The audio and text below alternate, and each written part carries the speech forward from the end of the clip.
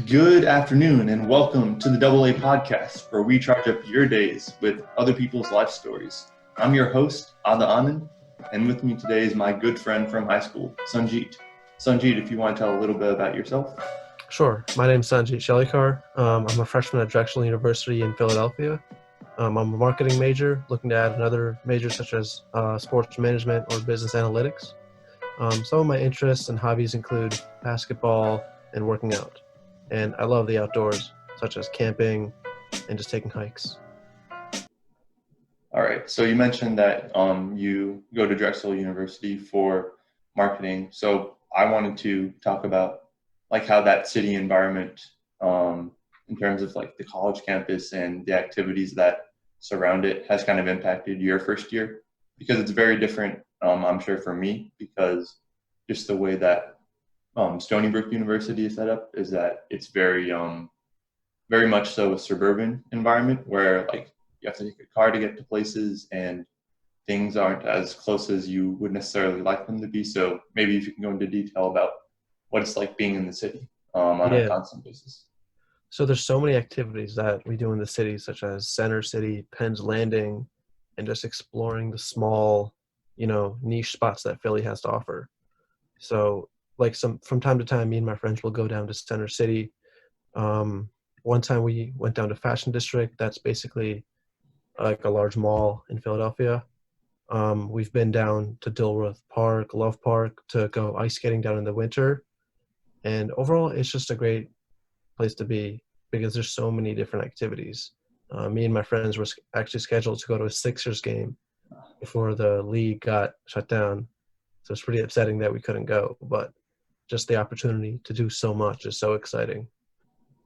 So in comparison to like pre-college, did like the frequency of activities that you do in the city, how does that compare from like pre-college to post during college? Because I'm sure like it's a bit different in term, because if you're close, like literally 10 minutes away from doing something in the city, it's a bit different than like taking a car ride there. Yeah, it's so much more convenient since we can take a 5-minute SEPTA ride to go into the city, whereas from home I'd have to take an hour train ride to get to Center City. Um, but I wouldn't say it's more frequent just because as a college student you have so much work and like a lot of studying. But the trips are really fun because I'm surrounded with my friends, the people I call my tribe. Tribe. Yeah. Is there a specific spot that is like a go-to place, or a couple of places that you and your friends like always wind up going to?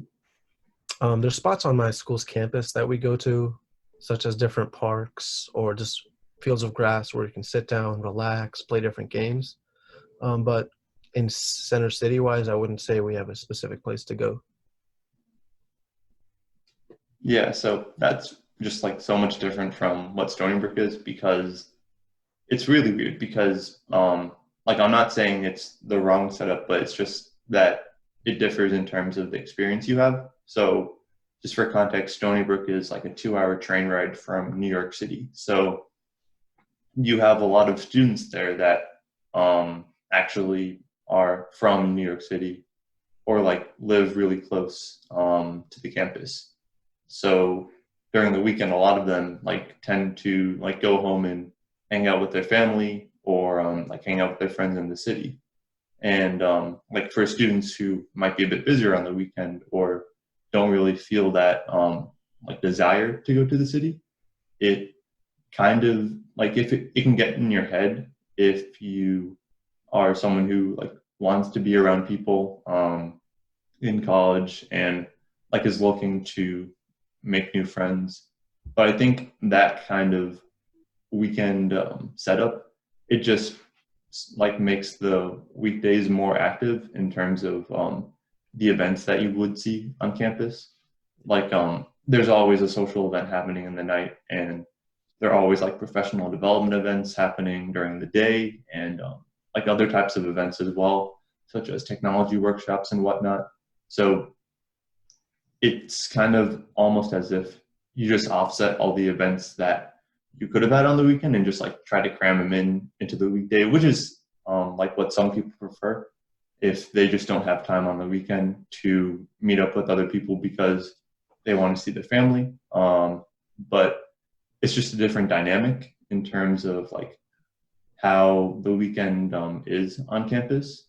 And in terms of the downtown in the immediate surrounding area of the college, the transportation that Stony Brook provides isn't necessarily like super convenient in terms of being able to time like a dinner with your friends in downtown well. So I think that's a hindrance unless you have a car, which makes things much easier in terms of getting from place to place. But me personally, I feel that it can be like peaceful on the weekend just because, as I mentioned, there's a bunch happening during the weekdays. So you can be a bit exhausted if you have to attend like a couple of like events for a specific club, or if there's like a couple of social events on back-to-back days and you just feel that you need to like give yourself a bit of personal time. And the thing about the weekend is, at least for me, that it's a really good time to like go to the gym and either shoot some hoops for a couple hours or do some weights to stay in shape, or whatever like your forte is in terms of exercise. For sure. So did you see yourself going home a lot due to the like isolated campus? Yeah, that's a good question. So the thing with me is that it's about like a 4.5 to 5 hour train ride to get home. So like that time commitment wasn't necessary. There were friends that I know, like well, there are two examples I can think of off the top of my head for friends who like had to travel a bit more than like 2 hours to get back. One of my friends lives in a town about like 1 hour north of New York City by car, but the train ride is roughly like 4 hours. But he would go back every weekend, pretty much to hang out with his family. So that's one example. And a second example is that someone I know, they live in like north New York, and they would go home every weekend, and it was like an 8 to 9 hour train ride just to get there. So like that level of commitment of like close to a day's worth of transit back and forth is that's not something I was willing to commit, but I did find it convenient in terms of being able to go back home quickly for the holidays, because for some people that I knew on campus, they just had to stay back because they were either out of state, and taking a plane ride to and back just wasn't like a good option in terms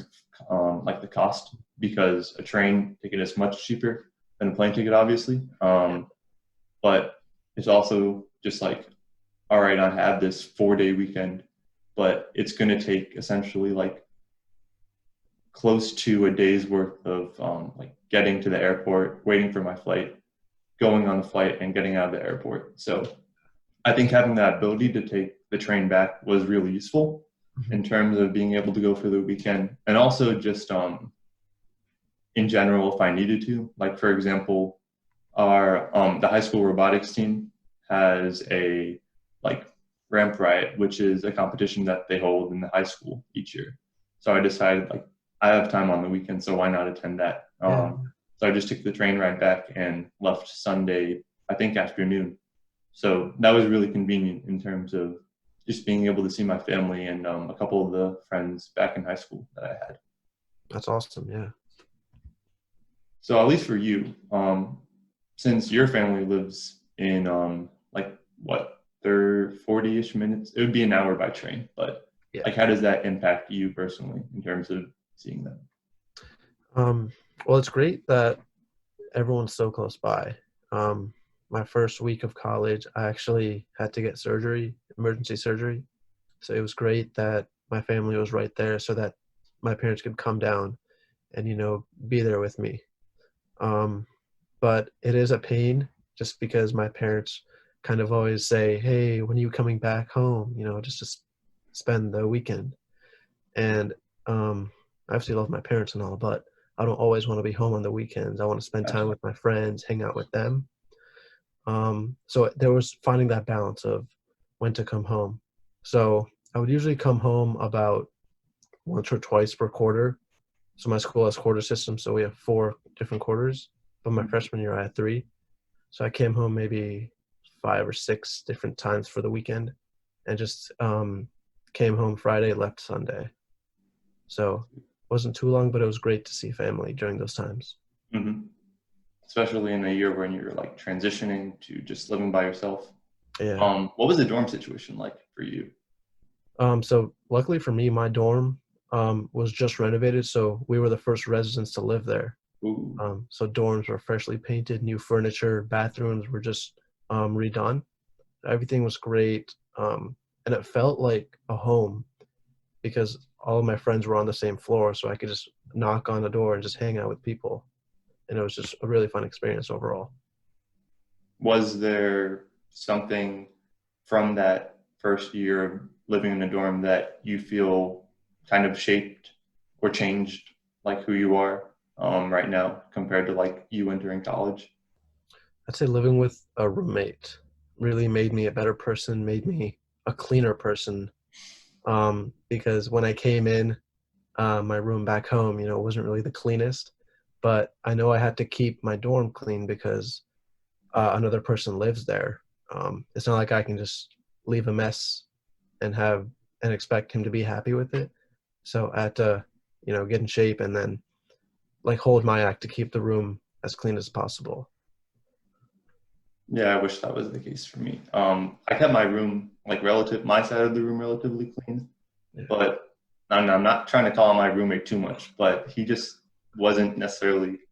I think at some point, if like you're comfortable with leaving your room a mess, then it doesn't really bother you, which I respect because at that point, like you understand who you are and you're looking to improve in other areas. So I didn't really like hate his guts for that, but it was just a bit annoying when I get a certain smell that you don't want to have when you enter your room. Yeah. But for the most part, I agree in terms of living with a roommate really changes like your ability to adapt to different situations and like make compromises sometimes. For sure, yeah. So I had a question for you about roommates. So I saw this thing online. It was like if you live with someone, they're either your best friend or you just live with a random person. So I was wondering what your situation was like with your roommate. Yeah. So for my first year at least, I was just assigned a random person. So he's actually from India. So that was really interesting when like we first got introduced to each other and he mentioned like, yeah, I'm from India. And I was like, oh, well, that's pretty cool. We weren't necessarily best friends, I would say. It was more just so like, I feel, I remember someone once telling me that like, you don't necessarily have to be best friends with your roommates. You just have to like be able to get along with them and Yeah. not like annoy each other to death, which I think is more so the relationship I had with my roommate. We wouldn't necessarily go to activities or like football games together, but when it came down to just like maintaining the room, we didn't really like step on each other's toes. So it was more so just like that kind of mutual respect kind of relationship. Yeah. But for next year, I did happen like a Zooming that the fall semester is going to be in person, which who knows at this point. But Fingers crossed. yeah, fingers crossed. But like I essentially like got in contact with one of my friends and we decided to room together for next year. So that's going to be a really different dynamic compared to what like my freshman year was in terms of living with someone. So I'm pretty interested to see how that goes because the guy I chose to be my roommate, we're both pretty similar in terms of like interests and like even major and classes. So Yeah. that's going to be interesting to see like how that works out. Roger, I'm coming for you. We're going to be great roommates, I promise. So what about you? Like, were you best friends with your roommate or was it more so that kind of like mutual respect kind of relationship? So in the beginning, it was just kind of the mutual respect. We'd only really say hi to each other and ask how each other's day was. But near the end of the year, we got a lot closer to each other, and we started talking to each other and going to different activities. And I really enjoyed doing that because living with someone that you can go to activities to and just get to know is a really good feeling because it feels like you're living with someone that you can trust even more Hmm. than what it was in the like earlier part of the year. So have you been well on Drexel? Like I'm sure they have a bunch of basketball courts. So what was the college hoops dream like compared to like what you were doing in high school? The competition is a lot tougher. Everyone's stronger, um, everyone's taller, and everyone's skill level is just higher. So I Hmm. really had to get in the weight room, get stronger, develop my skills more. So I usually go in the morning or in the night and play pickup with 5v5, 4v4, all that. And I started an intramural team. Ooh. Our team wasn't that good, but at least we had a lot of fun, competing against all the older kids playing. And Hmm. overall, the basketball scene at Drexel is just really exciting. Was there like that kind of like city street ball vibe in terms of like going to the gym, just like being in Philadelphia, or A, was that just not there? a little bit, yeah. There's people chirping, talking trash, all over the courts. And sometimes, if someone talks too much trash, you just gotta tell them their place. So you mentioned that you started an intramural team. Was that in the fall, like at the start of the academic year, or was that after like the first trimester? Um, well, it started in January, so it was after the first quarter, and Okay, it ran until March. all right. Yeah, March being like when everything went back online. Yeah. Not back, went online. But yeah, like I decided to join an intramural team too during like when school started back up in January, and that was so much fun, honestly. Because I kind of forgot what it's like to be on a basketball team. Because in a way, like the like however many people are on your team, you guys are like getting ready to go up against another squad, and I just completely forgot about like team dynamics because up until then, after like ninth grade basketball, and I don't know why I never did WRA back in high school. It was pretty much just like either playing, like practicing by myself, or just like pickup games in the Y. But when I think like intramural kind of reminded me of how fun it is to like compete on like that organized level, and that's definitely something I want to continue doing moving forward. And I definitely miss it Yeah. like a Yeah. lot. Interesting thing about my team was that one of my friends, he was coaching it. So me and the coach, we would run basically a social media team, like an Instagram page for the team. And can I plug it? Can I say the name for it? Yeah, go ahead. Go ahead. It's the Thieves 2020. So on that page, we would post highlight reels, box scores, final scores, and game pictures. And I think that made the season even more fun since it was like as if we were playing on a real NBA team with real media. Hmm. Whose idea was that? I'm just curious. It was the coach's idea. Okay. Yeah, and we helped him run the page. It was really exciting. So was it just like you'd have guys on your team filming from the sideline and you would just use that to upload to the Insta account? Yeah, one of our friends, he's really into photography, so he Hmm. would take professional photos of us during the game, and we would use those to upload on the Instagram. Wow. It's pretty dope. Yeah. We didn't necessarily have an Instagram page like you guys did, but the closest thing we had to a coach was well, there were two like there are captains for each team. So like the two co-captains that we had, they were kind of like coaches in terms of just like organizing everything and like if we were getting off track during a game, just like refocusing us. And then there was one guy on the sideline that wasn't officially on the roster, but was essentially like the mini coach, as in like after every game, we would just like go to the locker room, get changed, and he would just kind of give us a rundown of like what we did good, what we did poorly, and what we could improve upon. Rivaldo, your insight was ever was always good. And like he would just kind of give us reality checks sometimes. Like there was one guy on our team um, who, for the first two games of the season, wasn't like as aggressive as like I know that he can be. during a game because I've seen him during pickup and he hits you with the nastiest step back and just like swishes it cold in your face. So when Rivaldo kind of like when he noticed that that guy wasn't being as aggressive as he could be, he just like after each game he was just like that's your shot, or just drive to the paint more. Don't be afraid to like draw contact or get fouled because like he's just trying to help people realize that they're it's like intramural, so they really shouldn't be afraid to just like try things out and expand their game because at the end of the day, intramural is not like high stakes like college level NCAA stuff. Yeah. It's a place where like you can learn to expand your game and not necessarily like adhere to just like either for big guys rolling to the rim or for guards just like passing the ball. So Definitely, yeah.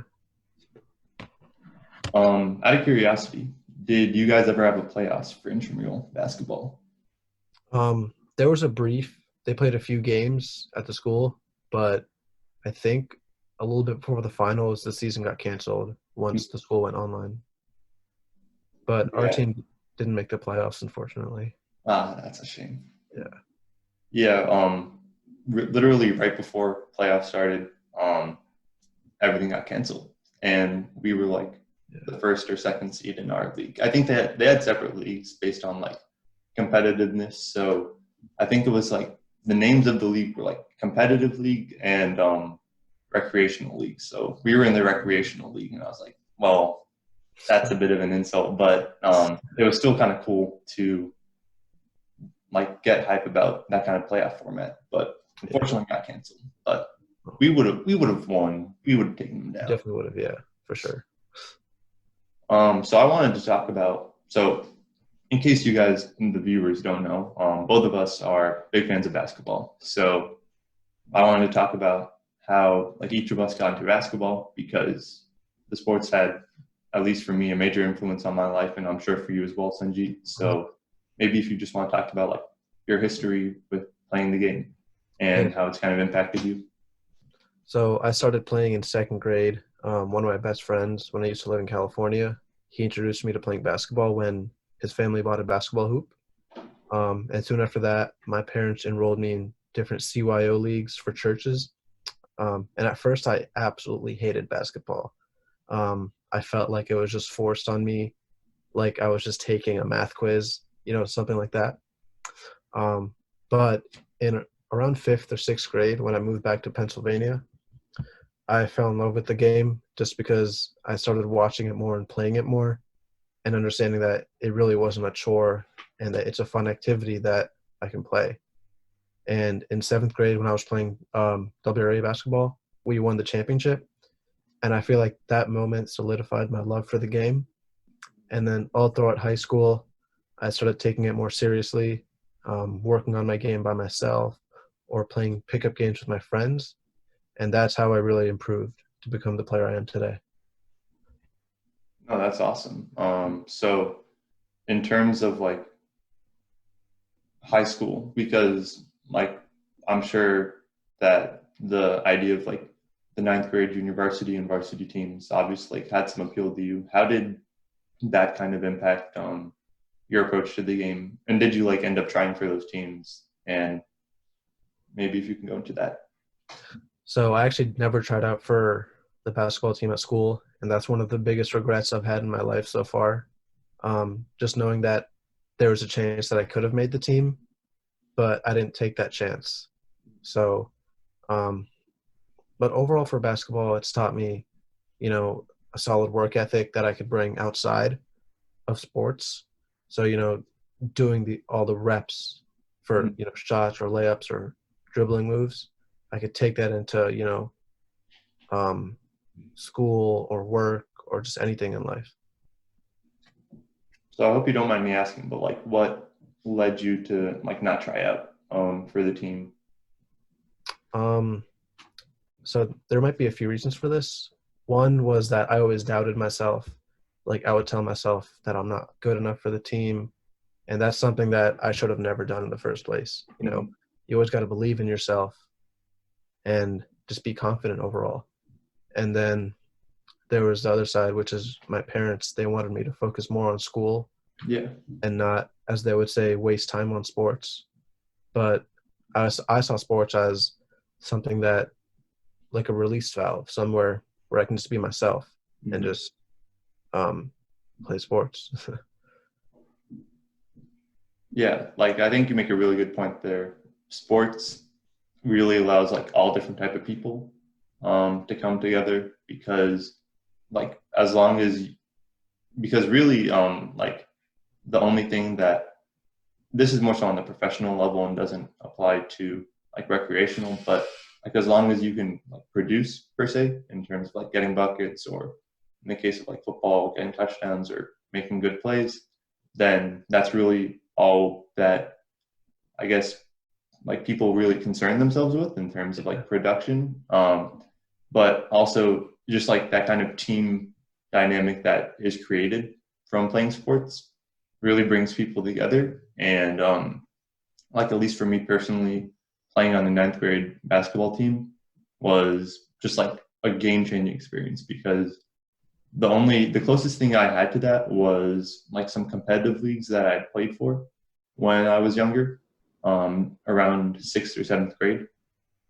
Well, also eighth grade as well, and just being on just being in that kind of locker room where you have people like all different types of people coming together and like making jokes, and just really learning from them how to like have a proper work ethic and how to be a part of a cohesive team. Yeah. Not only was that like really fun at the same time, but also very enlightening in terms of learning more about myself and how I operate on like a team basis. So Yeah. I think that's like one of the best parts about sports in terms of it shaping you into a better person. Yeah, that team, environment is something that you can't really find anywhere else besides sports. Mm-hmm. So like you mentioned how you got into basketball. So at least for me personally, like it started back in the days of, I want to say like slightly before kindergarten, but probably around that time. My parents they were pretty insistent on just like me doing after school activities to stay busy. So after school, in elementary school, I'd always be going to YMCA, their after school program, and they would have us doing a bunch of activities like swimming. I think I was doing karate at one point, but that ended pretty quickly. And I think soccer as well. And I remember basketball was a part of their program, but it wasn't a big part. But that was like my introduction to the game. But I never really like, I wouldn't say I never liked it, but it was just like a casual like, um, for a good amount of my childhood. And it wasn't really until like fourth or fifth grade, or rather, I have this specific game that kind of changed how I perceived the game. So the first game or NBA game that I went to was like the Atlanta Hawks versus Detroit Pistons in 2012. And just for some context, like that game went to double overtime, high scoring game. This was back when Josh Smith was dunking on everyone in the lane. So he was always a fun player to watch. And that game was kind of like the turning point in terms of how I kind of perceived basketball as a fan. Um, but that game was so weird looking back on it because I'm just looking at the box score right now, and the Pistons were 9-22 at the time, and the Hawks were 17-9. So that should have been a blowout in the first place. But just looking at the box score, so it went to double overtime. But the most the Detroit Pistons started played was 26 minutes. You had bench players like Rodney Stuckey and Will Bynum playing like over 36 minutes, Yeah. which I still don't understand to this day.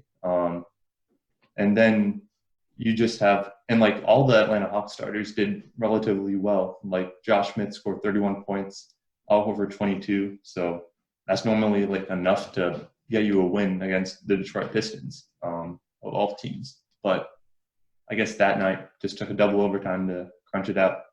Yeah. But since then, I gradually started loving basketball more and more. And ninth grade was really when it took off because um, like freshman hoops definitely had a big part in terms of making me appreciate the game more. And it was around that time when I started really getting into like analyzing players, looking at like how they essentially like either get their shot off, like how they approach to the defensive side of the ball, and a bunch of other aspects of their games. And that's probably the part about the game that I like the most, just in terms of like all the different ways that like either a scorer can get his shot off or how a defensive player might approach a certain matchup in terms of like their tendencies, like how their like shot mechanics are in terms of where to contest and where not to contest. And then in terms of playing the game, there was a competitive league that I was always in like these basketball leagues around second and third grade, but there was a more competitive league that I started playing in around fifth grade. And around that time, I also started working with a personal trainer, I think at, I want to say LA Fitness, but I might be wrong on that. But I started working with a personal trainer and tried to refine my game more. And when I moved to Pennsylvania from Georgia in like, I think it was seventh grade, about a year into that time, like we were still looking for a personal trainer because that was like a really good experience in terms of trying to refine my skills because there's only so much that I realized I was able to do just by myself at that point in time. So I'm not sure if you've heard of this guy, but Jay Jamison. Um, he was like this personal trainer that, or yeah, personal trainer that I started going to around like eighth grade or so, and he just like helped take my game to another level in terms of because before then it was pretty much just like I'm a tall guy, so like I can roll to the rim, catch a ball, make a layup and whatnot. But outside of that, I didn't really have an understanding of like how to play the game in terms of just like fundamentals. But Jay Jamison really helped in terms of just like helping me realize that there are certain things that you need to know before you can start branching off into like step back threes or like more advanced defensive techniques. So that was really useful in terms of refining my game. And my, I guess, like playing career, if you want to call it that, kind of stopped at freshman hoops because I got cut from the JV team. I tried in 10th grade and I realized at that point in time that like there were different clubs that I was making commitments to and my classes weren't going to get any easier. So I didn't end up trying out for the team in 11th grade, which I kind of regret because I think that team dynamic was, like as I mentioned, it was something that I missed a lot or realized I missed a lot when I started doing intramural at the college level. So yeah, that's something I regret. But like ultimately, I'm still getting a piece of it through college. Yeah. So throughout high school, I played in WRA league basketball, and we would have different teams every year. And the team dynamic every single year, even though there's different players on each team, it's still as if we're like best friends with each other on the court because we're talking to each other, getting to know each other before and after the games, creating group chats with each other, and just playing basketball. I feel like has helped me branch out and meet more people and make me a more sociable person. Basketball definitely helps like just improve your own self-confidence in terms of like talking to people. Yeah. Because like it's really interesting because pretty much like I can distinctly remember that like before basketball was really like a part of my life, I was a lot more quiet in the classroom. And I'm not sure if puberty had a role in this, but like after I started playing basketball a little bit more competitively, I started just chit-chatting a lot more in classes to the point where like, oh my, this story is still kind of crazy. But essentially, like how they have the parent-teacher conferences for the high school? So ninth grade, my mom decided, typically you only go if like if the parent like notices that like their student's not doing well in a specific class. But my mom is like one of those people that just wants to get the noted teacher. So she went in to talk to, I think it was like my math history and language science teachers. So the math and history like teacher conference just goes fine. It goes fine.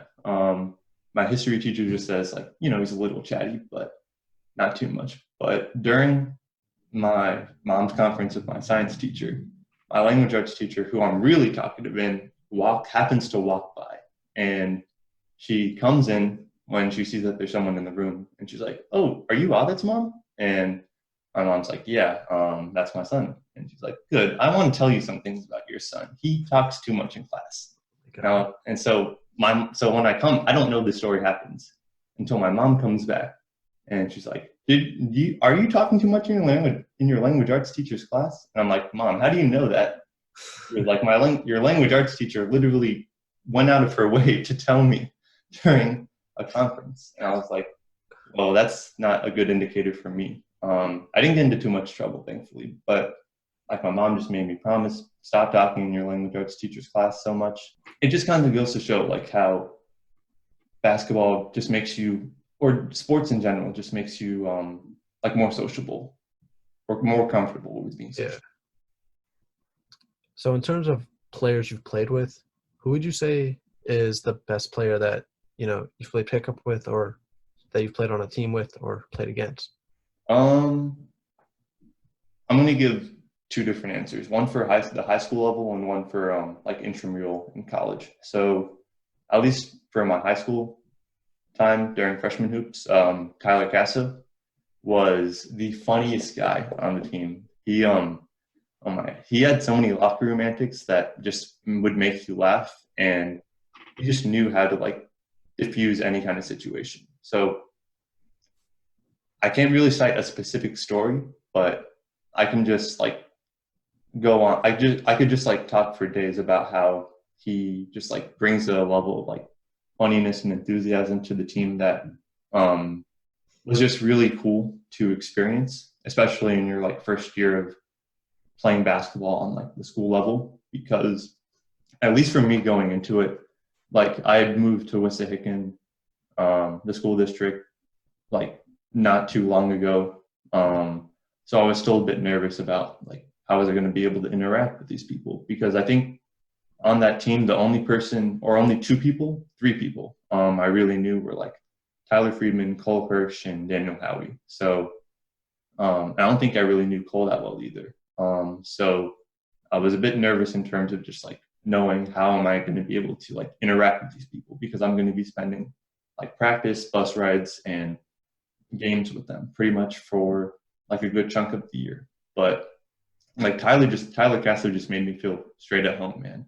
Like he was willing to accept me for like all the goofiness that I brought to the team, and like that just made the experience so much better in terms of just like getting to know everyone and being more comfortable with getting to know everyone. So Tyler Castro for sure. And for the intramural college level, there's this one kid. I'm gonna get a little. I have a group chat with the intramural team, so I'm gonna get a little heat for this. But my boy Josh, he's like this. I want to say I don't. So excuse me if I get your height wrong, Josh, but I want to say like 5'11", 5'10" guy who's super athletic, shoots the ball really well, but he's just like super funny in terms of how he approaches life, and he's just a really good team player in terms of like realizing that he's not going to be able to have the ball because he's a really good player, but he's really good at realizing that like everyone wants to get their touches, and like at sometimes he has to be like someone who's just comfortable with catch and shoot opportunities, even though he's like better than that. So I think his willingness to like be really versatile in terms of like his role on the team is something I admire a lot and something I want to personally get better in. But like he's also just really funny to be around and hang out with outside of the court. So Josh for sure.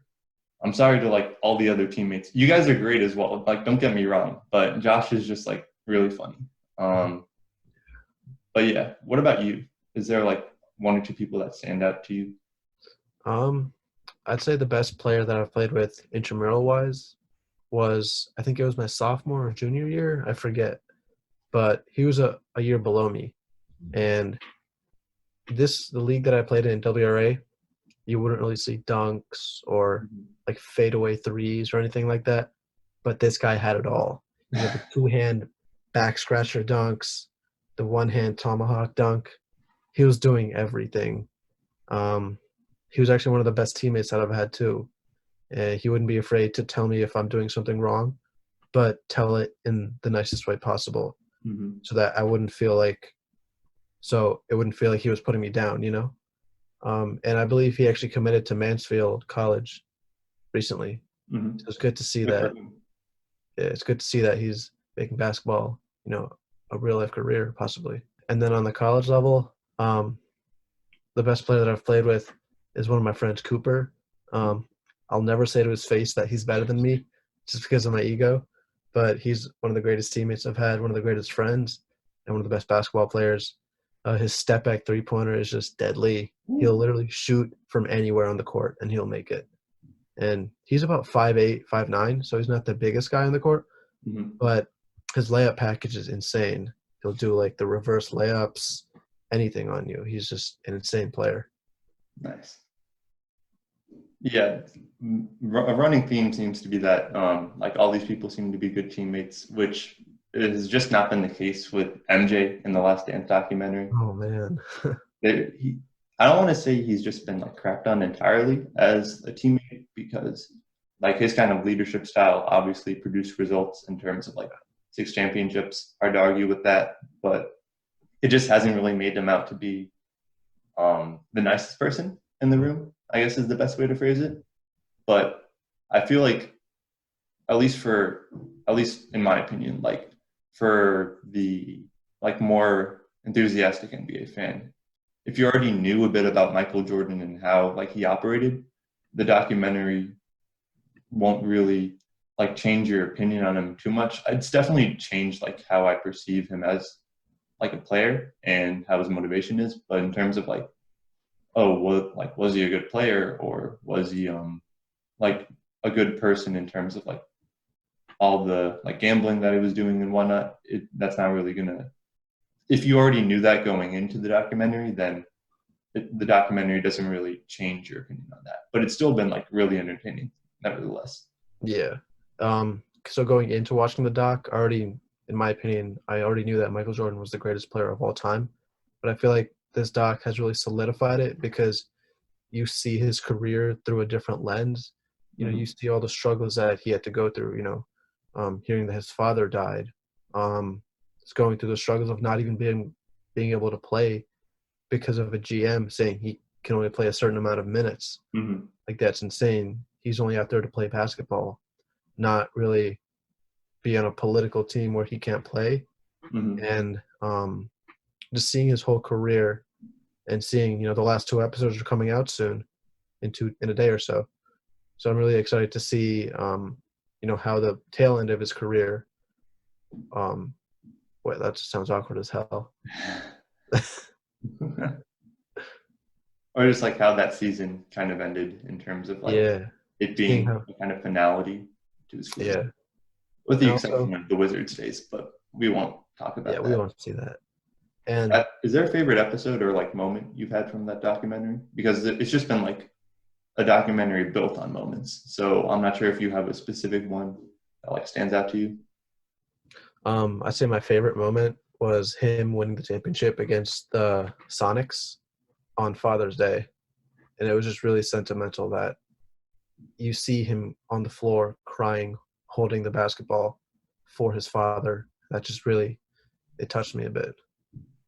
Yeah, you stole my moment. That was just like when I saw that moment, because a lot of times you just see like the players as like commanding, like very dominant figures, or at least these superstars as like amazing, like just focused, laser honed in guys. But seeing that like raw emotion just come out when they just played the clip of him like sobbing on the ground out of like joy and sadness, it just like it struck me as like very emotional. And the music and like the score they had when they were showing all the highlights from the game, I think did a really good job of like building up that moment. and just like really emphasizing like what it meant to him in terms of just being able to do it for his father on Father's Day. So Yeah. and so at least for me, I'm trying to think of another moment that. So this wasn't as like emotional, but probably my favorite moment was also during the Supersonics final segment that they had. They were showing MJ the clip of Gary Payton essentially just like breaking down like, yeah, I was guarding him, and would it have made a difference? We don't know, but I was still like holding him to fewer points than before. And he just laughs it off. Like it felt, and that kind of caught me by surprise because I felt like he was gonna just go the like, oh yeah, like they played me really well, and like I'm gonna give respect to Gary Payton and whatnot. But no, he just like laughed him off. And was just, like, the glove wasn't a problem for me, and just like they follow that up by just showing him scoring buckets on him in the game after. Another funny moment that I had was when he made up a saying from one of the Wizards player so that he would have an excuse to cook him next game.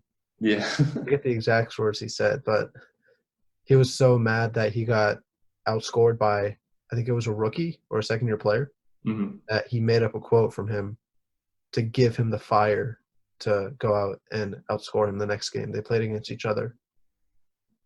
I think it's just crazy how like these great players are just able to come up with motivation like on a moment's notice. And it's just crazy where they come up with this inspiration from. Like I remember there have been like so many stories where it's just like, I remember like the last episode, it was like the coach of the Supersonics, they were he was at the same restaurant as like the Bulls players, and he just walks by the team and without saying anything. And MJ's just like, that's all I need. That's all I need. Yeah. And he just like goes off for 30 something the next game. So it's kind of crazy just like how his mind operates as a player. So we'll do power rankings now. Okay. We're going to be doing 2 power rankings this week because we couldn't really decide on one good one. So we just have 2 good ones for you guys. So our first one is going to be our starting 5 of least favorite NBA players. We've come and gotten to know a good number of names, but these are the guys we just don't like. So Sunji, if you want to go first. Sure. So starting at point guard, I have Chris Paul. The main reason I don't like him is his just whininess you see on the court. Since I used to live in California, I'm a Warriors fan, and their rivalry they had with the Clippers in the early 2010s was just ridiculous because Chris Paul, I would see him whine and cry for a simple call that, wouldn't even change the outcome of a game. And it would just piss me off to see him think he was a better player than he actually is. And starting at shooting guard, I have James Harden. You've chronicled your reasons very extensively in high school. So I respect James Harden as a player. He's a great shooter, great ball handler, but I just do not like the flopping and the controversial travels that the refs call and don't call on him. It's a gather step. Gather step, yeah. So starting at small forward, I have Paul Pierce. I just don't like him as an analyst because of the ridiculous things he says, putting down teams such as the Bucks and the Celtics last season, and even saying that he's a better player than Dwayne Wade. Like, that's just blasphemy. Blasphemous, as someone would say. Did you see the Game of Zones episode? I don't think I did, no. So the one, I won't spoil it too much, but the one before the most recent one, because like apparently this year's like the finale season for like Game of Zones, because Game of Thrones ended last year. The second to last episode, they just like roasted the hell out of pretty much everyone in the media, and they did a good number on Paul Pierce. So I think you will enjoy what they put out there. Yeah, so I definitely recommend just like giving it a watch after. Yeah. So going back to the most hated list, starting at power forward is Blake Griffin. Mm-hmm. I enjoy watching his crazy dunks, but since he was a part of that Clippers rivalry with the Warriors, I just don't like him as a player. And then starting at center, I have Joakim Noah. He's not the best basketball player, even though his impact is seen on the court a ton. Hmm. He just talks a lot of trash that he can't really back up. And one moment for Joakim Noah that really stands out for me was, I think it was about 2008 or 2009. His Bulls team is playing LeBron's team, LeBron's Cavs, Hmm. and he's just talking so much trash to LeBron while he's on the free throw line. And really out of nowhere, you didn't really see the trash talk coming from anywhere. He just does it to provoke LeBron for no reason. Yeah, like it's really confusing sometimes. That's just like why guys who don't really have, because I think when like around, was this like early 2010 or was this like before he went to the Heat? It was before he went to the Heat, yeah. Yeah, like Joakim Noah wasn't really a standout player in terms of like Yeah. his impact on the floor back then. So it was just a bit odd to see him trying to like talk trash to arguably what was the best player at the time, Yeah. unless you, depending on like how you viewed Kobe during that time frame. Yeah. So my starting five is, it's kind of similar for certain players. There are no repeats, but the reasons are somewhat similar, but there are some deviations. So at point guard, I've got Rajon Rondo. I think what just makes me dislike him is really, I want to say just like it's similar to Chris Paul in terms of like his antics, in terms of like either like thinking he's better than he really is, or just not really giving maximum effort on certain teams. Because the one thing that stands out to me is just like when he was on the Mavericks with Dirk and a couple other players, there's one playoff series where he just like gave up on the team pretty much, and that kind of just goes against like what I believe a basketball player should represent in terms of like giving it their all every night, and kind of like what MJ stood for in terms of realizing that like this might be one kid's like first time seeing a basketball game, and I want to make it memorable for that kid. So Rondo is my point guard for this starting five, and then not as a commonly known name, but Bruce Bowen.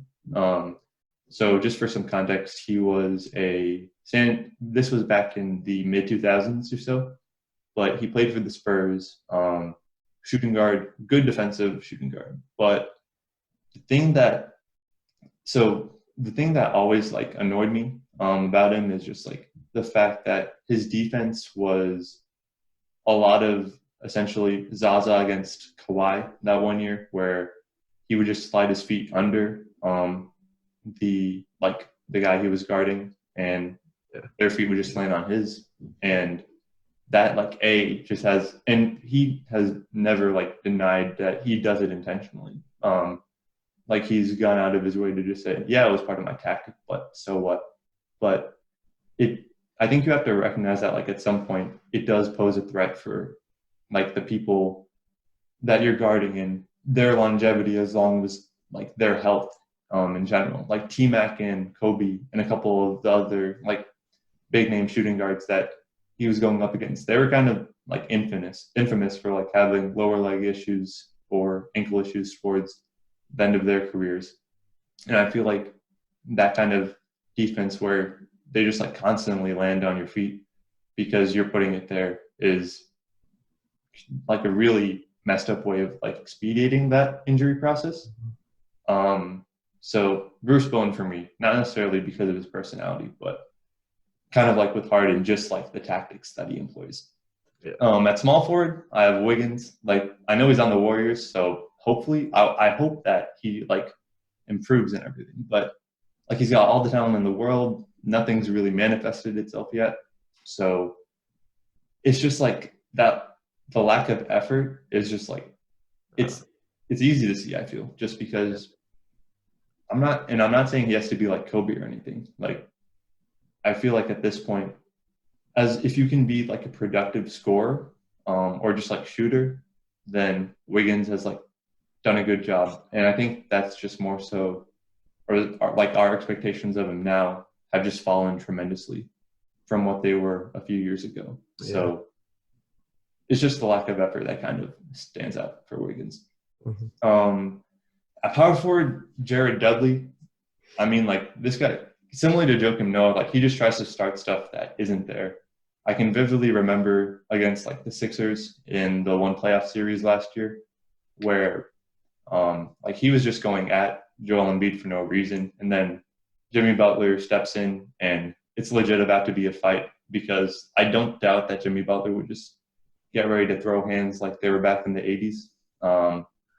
But like Jared Dudley, he just tries to provoke too much stuff, man. Like even on the Lakers, he just like tries to. He's not a calming presence. I'll say that much. And it's just like if you're one of those guys that's like I don't want to say dumb enough, but like just not cognizant of the fact that you shouldn't try to start a fight every time something happens, then like I don't know what you're doing. Like I'm not sure what kind of mentality reinforces that, but I just don't really respect that in terms of like an NBA player. And then at center, Bill Laimbeer is who I have there. So I get that. So the main reason why I have him here is kind of similar to Bruce Bowen in terms of just like what he does as like a player. So just for some like context for the viewers, Bill Laimbeer was a center for the Detroit Pistons during like the mid '80s to early '90s, and essentially his like notable claim to fame was he was part of this really rugged and physical Detroit Pistons team that would just rough you up whenever you tried to go for a layup or get in the paint. So I feel like with Bill Laimbeer, like as a player, at what point is like defense, and his defense just relies on like him just like physically bodying people up and just like pushing them down for no apparent reason. Because like you see with these players like Larry Bird and Michael Jordan, they would just go out of their way to say like, oh yeah, like Bill Laimbeer and the Pistons, like they weren't necessarily like they would intentionally try to touch you up, but Bill Laimbeer just like denies it, saying, oh no, like I was just doing my thing, just like protecting the paint. And it's like, dude, like you know that you were trying to be physical. Like either don't do it or don't deny it, because at some point, like you're gonna get called out for your BS. Um, so, I mean, just like the way he kind of operated as a person in terms of just like denying the fact that he was ever a dirty player kind of rubs me off in the wrong way. So that rounds out my starting five. So that's our first power rankings. And the second power rankings is, since you're a Warriors fan, Sanjeet, I was wondering if you could go through your top five Warrior moments throughout 2010 and 2020, which has really been like the apex of the franchise's time. Yeah, yeah.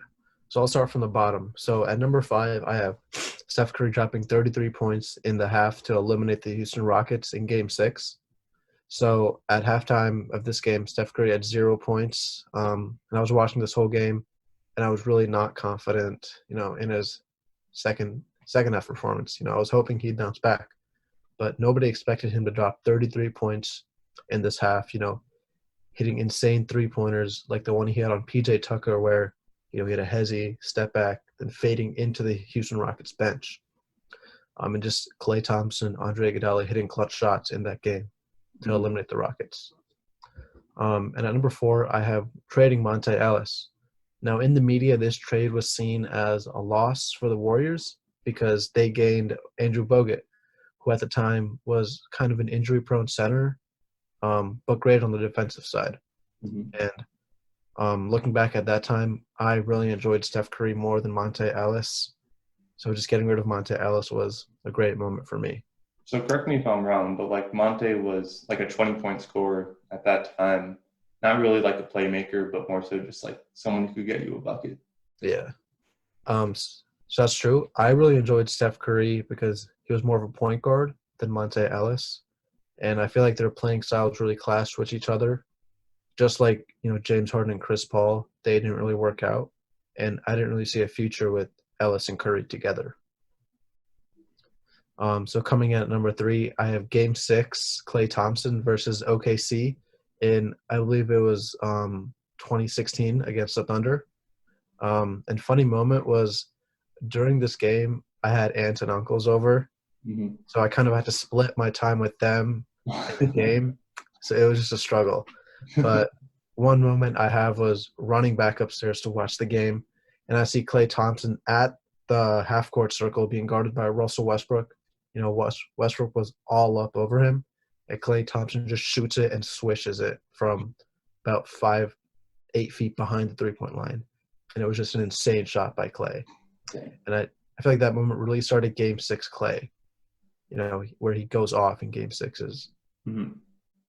And coming in at number 2, I have signing Kevin Durant. And I was sitting playing video games. I don't really remember which game, but it was July 4th. My phone wasn't really active.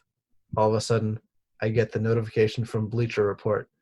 Kevin Durant officially signs with the Warriors. And at first, I really did. I thought it was fake. Even though there were rumors circling around that he would, I didn't really think it would happen. And I just started going insane, like, we're going to win the next 5 championships. Even though it didn't happen, it was still an insane moment.